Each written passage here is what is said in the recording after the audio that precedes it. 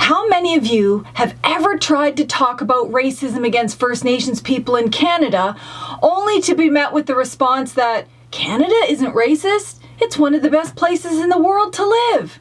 Well, that's true for white people. However, if we assess Canada according to conditions in First Nations, then Canada's ranking falls below that of Mexico. If you want to better understand how systemic racism impacts the everyday lives of First Nations people, then stay tuned.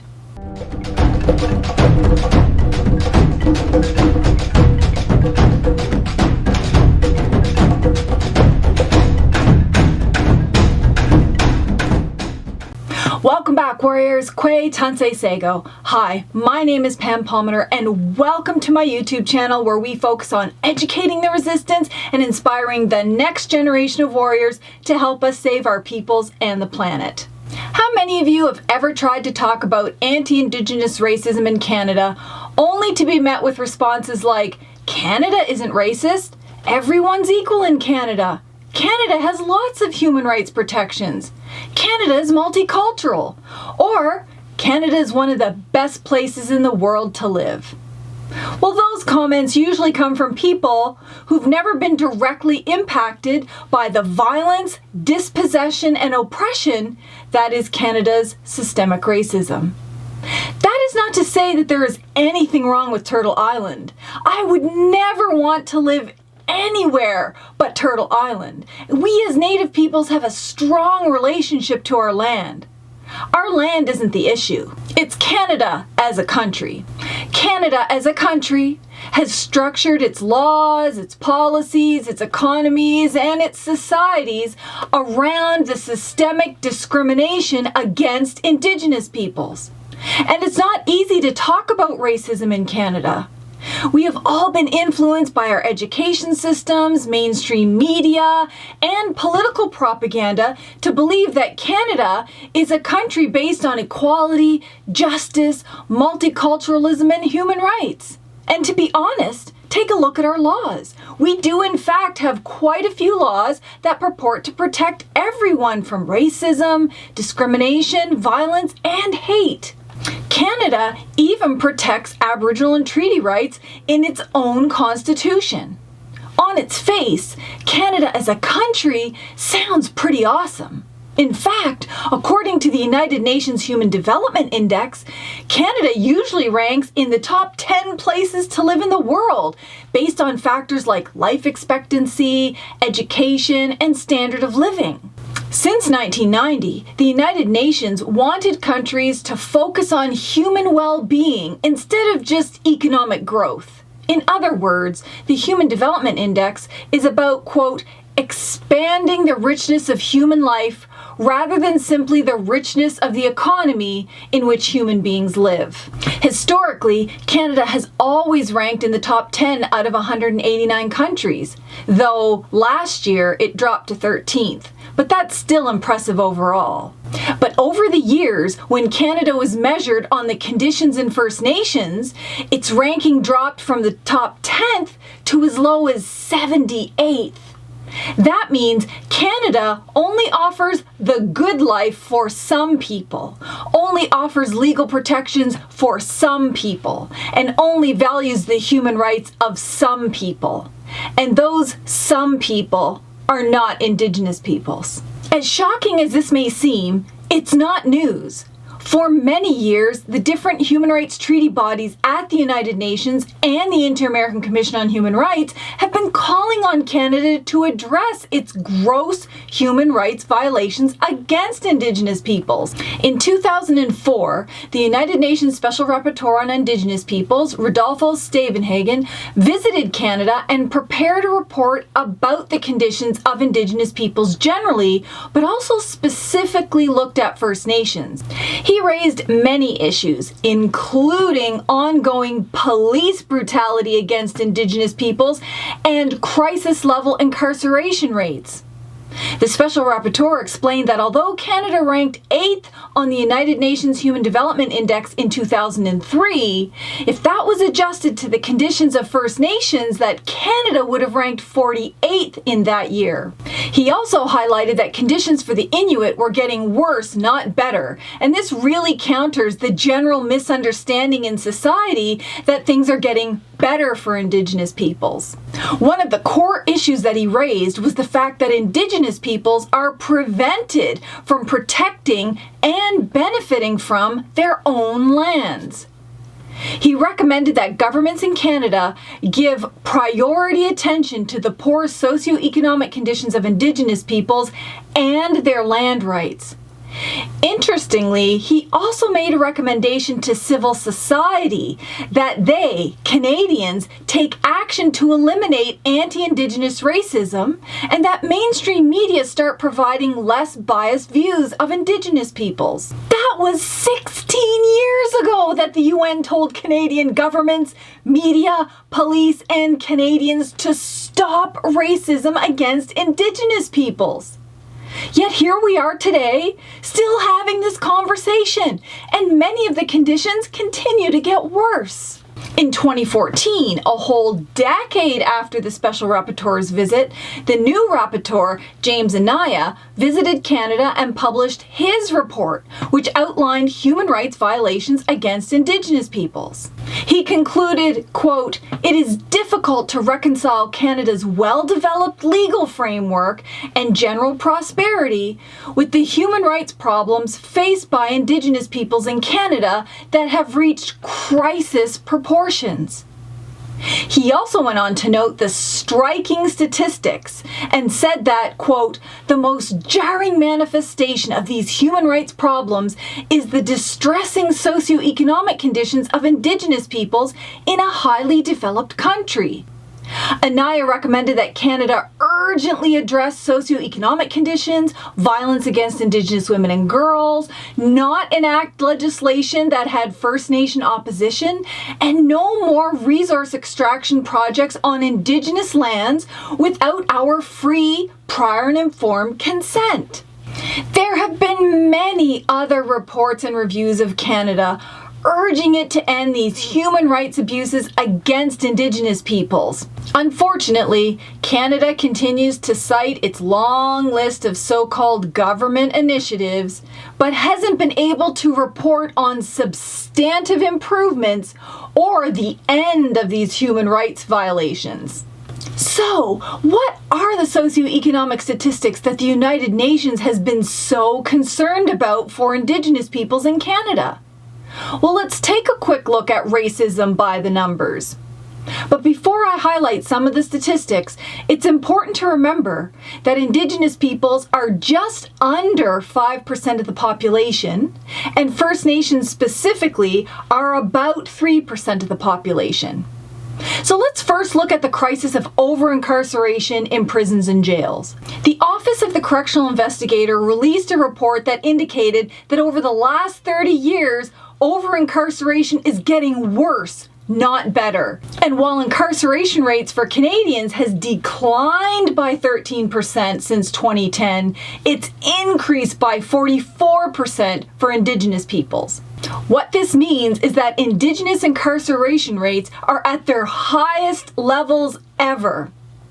At the federal level, 30% of all people that are incarcerated are Indigenous. But women represent 42% of those in federal corrections. And at the provincial levels, it can get even worse. In the province of Manitoba, upwards of 80% of all those incarcerated are Indigenous peoples. And youth don't fare any better as well. Nationally, Indigenous youth represent 50% of all those in youth corrections. And in provinces like Saskatchewan, that can be 92% for boys and 98% for Indigenous girls. We also know that about 1/5 of Indigenous peoples in prisons came from residential schools, a historical legacy for sure. But there are more than 2/3 of Indigenous peoples in prison that came from our current foster care system. So let's look at foster care rates, which in many cases can act as a pipeline to corrections and prison. Nationally, Indigenous children represent 50% of all those in care, a statistic that's higher than during the residential school era. In provinces like Manitoba, it's 90%. The majority of those are First Nations. And in provinces like Saskatchewan, it's 85%. Statistically, what this means for these kids is that they're less likely to graduate from high school, more likely to end up in youth corrections, 4 times more likely to be sexually abused in provinces like BC, and more than 85% of foster care situations break down by the age of 16. Not only is incarceration directly related to racism in policing, but the statistics on police killings of Indigenous peoples are also alarming. Nationally, 16% of all of those killed by police are Indigenous, and for the RCMP, that rate jumps to 36%. But the RCMP doesn't track race consistently, so experts say the number's likely much higher. In Manitoba, Indigenous peoples only represent 16% of the population, but a staggering 58% of those killed by police. In Saskatchewan, Indigenous peoples are only 15% of the population, but 63% of all those killed by police. And in Winnipeg, Indigenous peoples are only 10% of the population, but 64% of all police killings. Just look at how many Native people were shot and killed or died in police custody just during the COVID-19 pandemic. And that doesn't include all of the Indigenous peoples who were profiled, harassed, arrested, and brutalized. Violence towards Indigenous peoples by state actors is a real problem and has unique implications for Indigenous women and girls who often also experience sexualized violence and exploitation. According to the federal government, there are more than 4,000 murdered and missing Indigenous women and girls. And if we just look at the RCMP report that only looked at 1,200 cases, 16% of all those that went murdered and missing were Indigenous women and girls. That's 7 times the national homicide rate for women. In Manitoba and Saskatchewan, that number jumps to over 50%.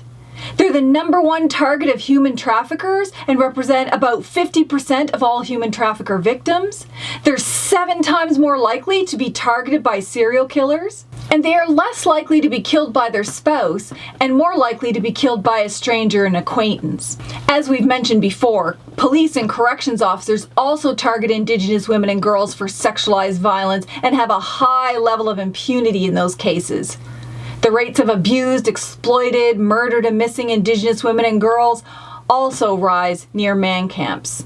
Now, there are also some very specific conditions in many First Nations that deserve attention.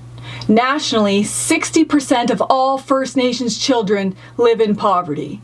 But in Manitoba, that number jumps to 76%, and that has been a constant for many years. And we've all heard through the media about the water crisis in First Nations.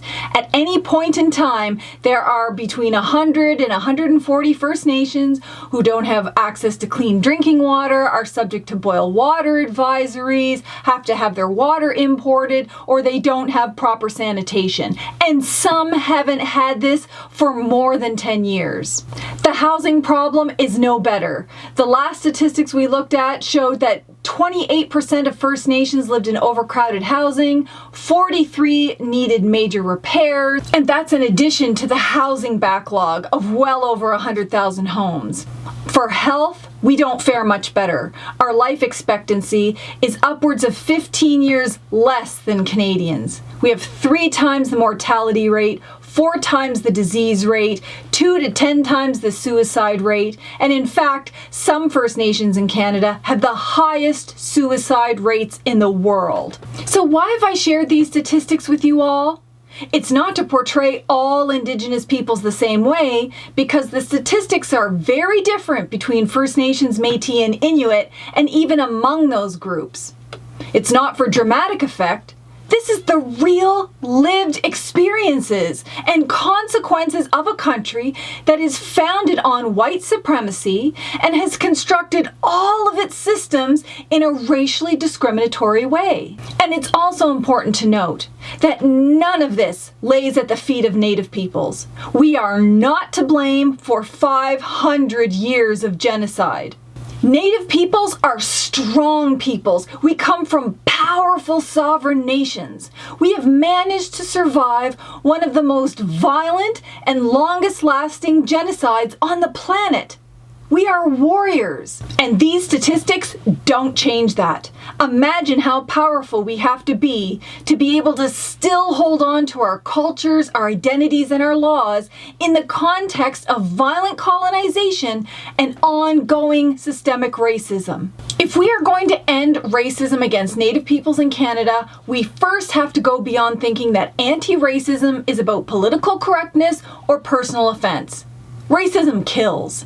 Secondly, we can't address a problem unless we admit we have one.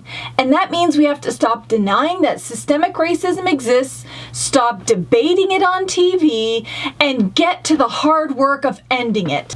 These statistics help move the conversation from uninformed political rhetoric to informed advocacy and action. So if you want to help end racism in Canada, do something today. Right now, write a letter or an email to all levels of government and demand that your governments end human rights abuses against Indigenous peoples. Demand that they urgently and as a matter of priority address all socioeconomic conditions based on actual needs and costs, Native rights, and the cumulative impacts of historic underfunding. Demand that they fully respect all Indigenous rights, including the right to say no to what happens on our lands. And be an active voice and participant in advocating for Canadians to stop engaging in racism, discrimination, exploitation, and violence against Indigenous peoples, especially Indigenous women and girls. Thank you all for watching my channel. I know talking about racism can be hard, even uncomfortable, but that is all the more reason we have to do it. That's what we are doing here on my YouTube channel with this series on combating racism in Canada. This is a free way to learn more on your own time and in a relatively safe space. So make sure you subscribe to my channel, hit the notification bell so that you'll be notified every time I upload a video. If you missed the other videos in this series, you can access them via the playlist, or I'll post the links in the description box below. And if you want to learn more or read more about where some of these statistics come from, my publications, or any of my submissions to the United Nations, check out my website at www.pampalmater.com. Thank you all for watching, and until next time, stay alert, warriors.